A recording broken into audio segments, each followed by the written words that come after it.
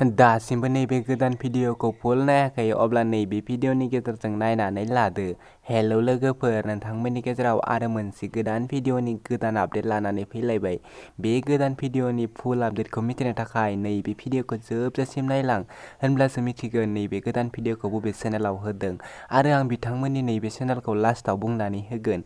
बेखायनो नैबे गोदान भिडिअखौ फुल नायलां। लोगोफोर, फैदो बिदिब्ला दिनैनि नैबे गोदान भिडिअनि गोदान आपडेटनि सायाव। दिनैनि नैबे गोदान भिडिअनि गोदान आपडेटनि टाइटेलानो जादों बेनो नामा अननाय। बेयो मोनसे गोदान बड' शर्ट मुभि पार्ट 3।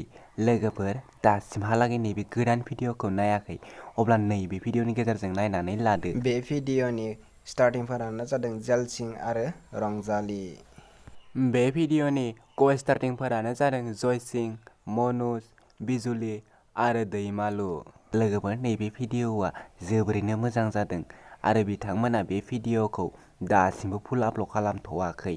जेब्ला बिथांमोना नैबे भिडिअखौ फुल आपल'ड खालामगोन अब्ला आंनि चेनेलाव आरोबाव खनसे आपडेट खालामनानै होफिनगोन। बे ट्रेलारखौ नायनो थाखाय बिथांमोननि इउटिउब चेनेलाव थांनो नांगोन आरो नैबे भिडिअनि डिरेक्सनानो जादों लैथोमा मुसाहारि।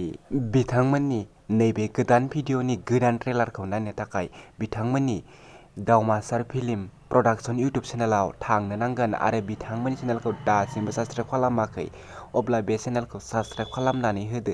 जेब्ला बिथांमोना बे भिडिअखौ फुल आपल'ड खालामगोन अब्ला बयनिख्रुइबो सिगांसिन नुनाय बायदि।